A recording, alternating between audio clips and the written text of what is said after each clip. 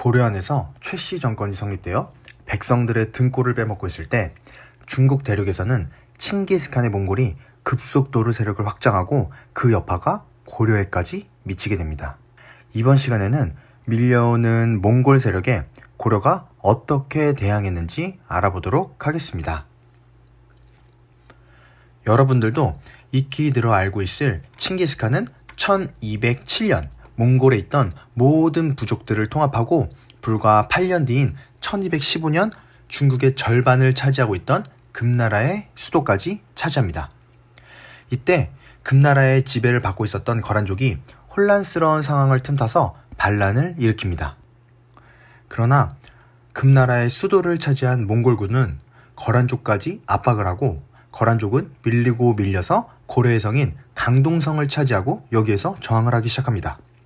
이에 고려는 몽골군과 연합해서 강동성에 있는 거란족을 물리쳤고 이를 계기로 몽골과 외교관계를 맺게 됩니다. 이미 그 시대 최고의 군사력을 가지고 있던 몽골은 고려에게 아주 고압적인 태도로 해마다 많은 물자를 요구했고 당연히 고려는 불만을 가지게 되면서 갈등이 생기게 됩니다. 그러던 와중에 1225년 아주 결정적인 사건이 발생합니다. 고려에 파견된 몽골 사신 저거요라는 사람이 몽골로 돌아가던 중 압록강 근처에서 살해당한 거죠. 고려는 몽골과 고려의 사이를 갈라놓기 위해 금나라가 꾸민 일이라고 주장했지만 몽골은 고려의 해명을 싹 무시하고 외교관계를 단절해버립니다. 이게 다 본격적인 침략의 구실을 만들기 위해서였습니다. 결국 6년 뒤인 1231년 몽골은 고려에 쳐들어옵니다. 칭기스칸의 신임을 받았던 장군 살리타라는 장군이 대규모의 기마병을 이끌고 고려 국경을 넘어왔습니다. 이때 박서라는 고려의 장군이 강동 6주 중 한 곳인 귀주성을 지키고 있었는데 살리타가 귀주성을 치자 주변 지역의 군사들을 모아 기습작전을 펼쳐서 전투에서 크게 승리합니다. 살리타는 귀주성은 포기하고 수도 개경으로 바로 내려가서 수도를 포위합니다.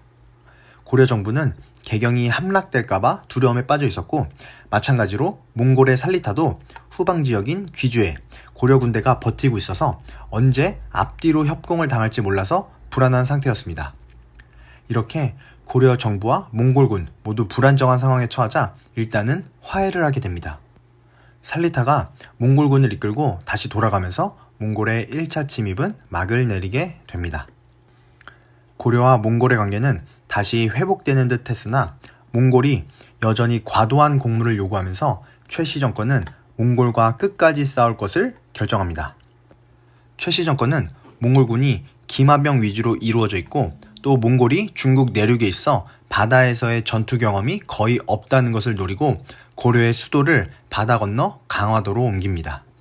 그리고 내륙에 살고 있는 백성들에게는 섬이나 산성으로 들어가 몽골군에게 저항하도록 명령합니다.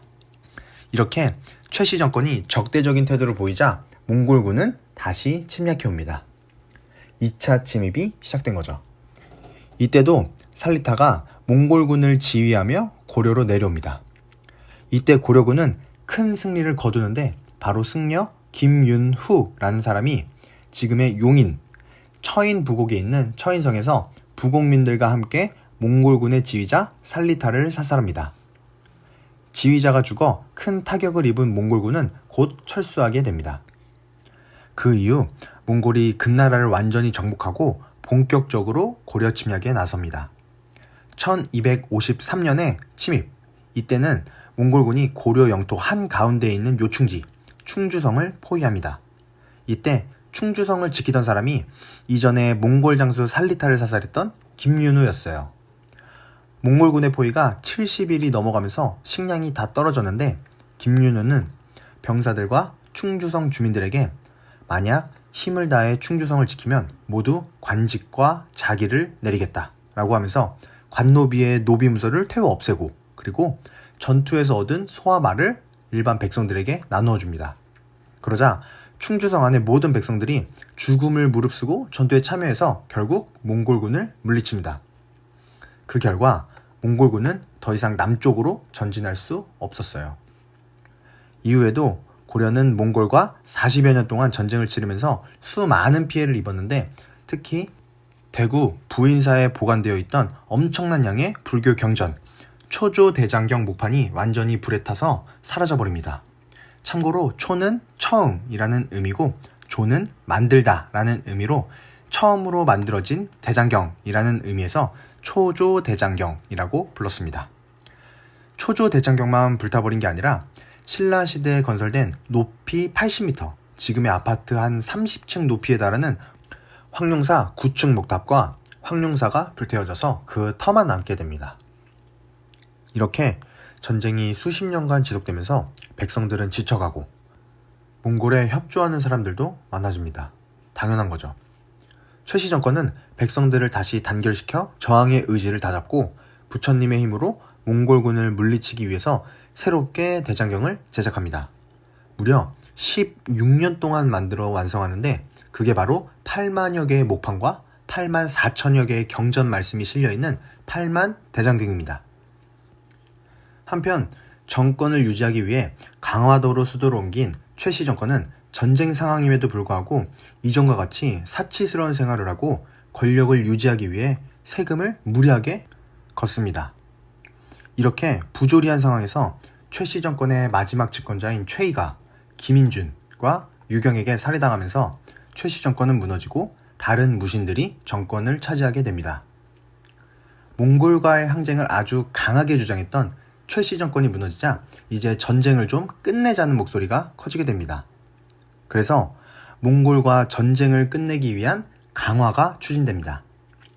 몽골은 강화의 조건으로 우선 고려 정부가 개경으로 수도를 다시 옮겨라 라고 요구합니다.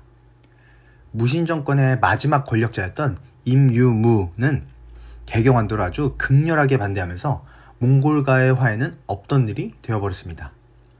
당시 왕이었던 원종도 몽골과의 화해를 원하고 있었고 또 많은 관리들도 전쟁을 끝내기를 원했기 때문에 임유무는 결국 살해당하고 고려 정부는 개경으로 수도를 옮기면서 몽골과 화해를 하게 됩니다. 그러나 여전히 몽골과의 전쟁을 주장하는 무리가 있었습니다. 바로 최씨 정권과 무신 정권의 군대였던 삼별초가 끝까지 개경환도에 반대하고 저항하기를 주장했죠. 배중손을 중심으로 한 삼별초는 강화도가 몽골 세력에 넘어가려고 하자 왕족인 승화우, 왕온을 왕으로 추대하고 진도로 내려가서 궁궐과 성을 쌓아 몽골과의 전쟁을 계속합니다. 진도는 한반도 남부 평야에서 수확한 그 쌀을 배를 통해서 개경으로 보내는 길목에 위치해 있었어요.